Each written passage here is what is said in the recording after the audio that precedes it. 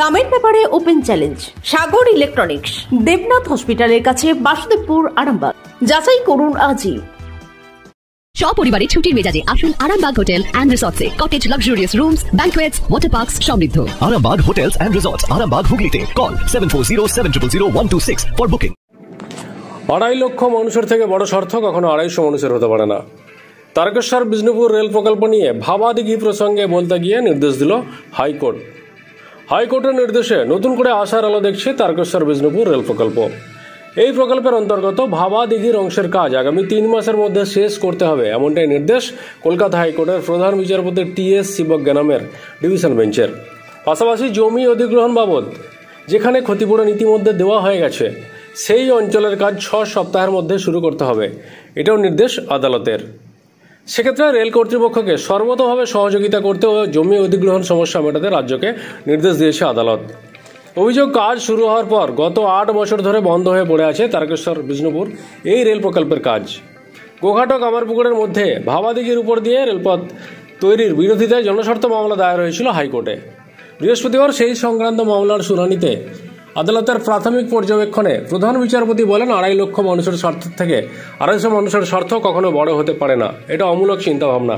জানা গিয়েছে, মুখ্যমন্ত্রী মমতা বন্দ্যোপাধ্যায় রেলমন্ত্রী থাকাকালীন তিনি এই যে তারকেশ্বর বিষ্ণুপুর রেলপথ ঘোষণা করেছিলেন। এদিন মামলার শুনানি পর্বে এই প্রসঙ্গ টেনে আনেন প্রধান বিচারপতি। বলেন, রাজ্যের মুখ্যমন্ত্রী মমতা বন্দ্যোপাধ্যায়ের তো তাহলে উচিত আরও উদ্যোগ নিয়ে এই প্রকল্পের কাজ অতি দ্রুত সম্পন্ন করার। আমি আশা করব তিনি নিজে উদ্যোগী হবেন এবং এই কাজ দ্রুত সম্পন্ন করতে রেলকে সহযোগিতা করবেন।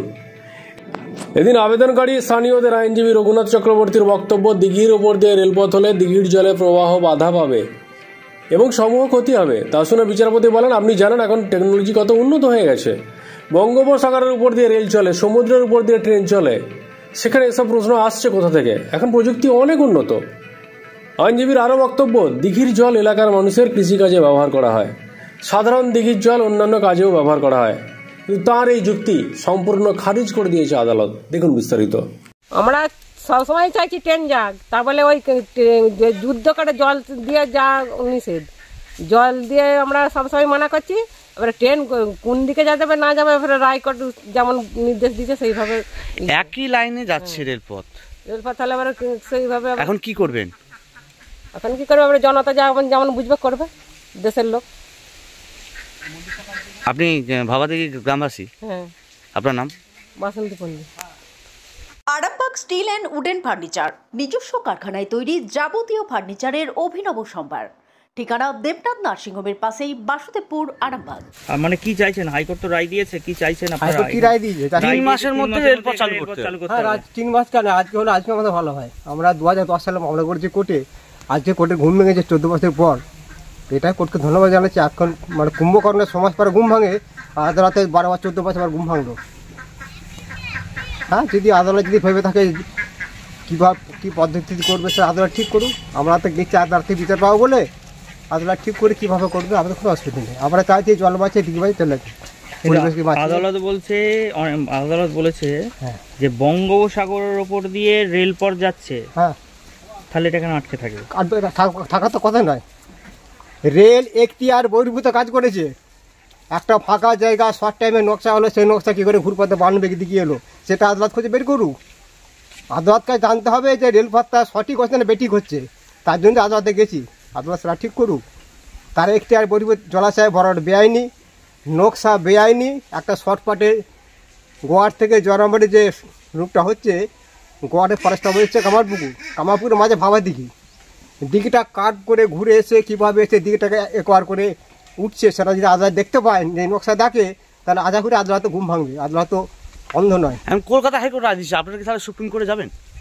আমরা কোথাও যাবো না, আমরা দেখবো কাজটা সঠিক হচ্ছে কিনা। কোথাও যাবো না দেবো সেটা পরের ব্যাপার।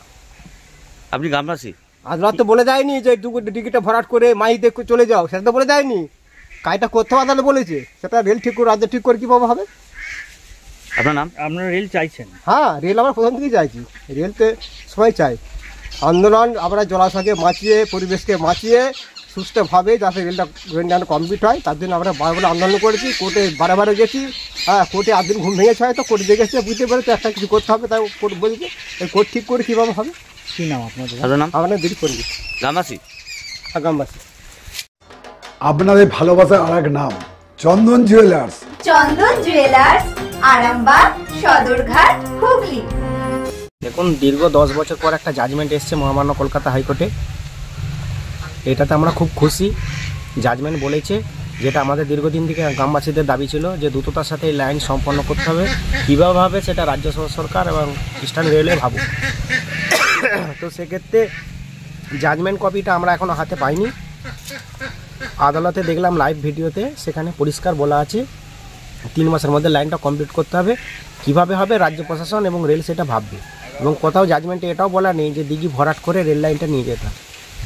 আপনারা রেলপথ চাইছেন? আমরা অবশ্যই তো আমরা 20 বছর ধরে এটাই বলে আসছি, লাইনটা দ্রুততার সাথে সম্পন্ন হোক। আমরা রেলের পক্ষে, আমরা রেলের বিপক্ষে কখনোই নয়। এবং রেলটা দ্রুততার সাথে সম্পন্ন হোক এই কামনায় মহামান্য আদালতের কাছে করছি। এবং তার সাথে সাথে এটা মহামান্য আদালতের কাছে আপনাদের মাধ্যমে আবেদন করব যে দিঘিটাকে অত্যাধুনিক প্রযুক্তি ব্যবহার করে যেভাবে গঙ্গার নিচে দিয়ে রেল লাইন যাচ্ছে, পৃথিবীর বৃহত্তম উচ্চতায় যেখানে রেল ছুটছে, সেখানে এটা কিছু সমস্যা নাই, সদিচ্ছার অভাব আছে রাজ্য বা রেলের। সেটা কিভাবে হবে মহামান্য আদালত একটা জাজমেন্ট দিয়েছে, সেটা রেল বা রাজ্য প্রশাসন সেটা ভাববে। কলকাতা হাইকোর্ট রায় দিয়েছে, আপনারা কি সুপ্রিম কোর্টে যাবেন?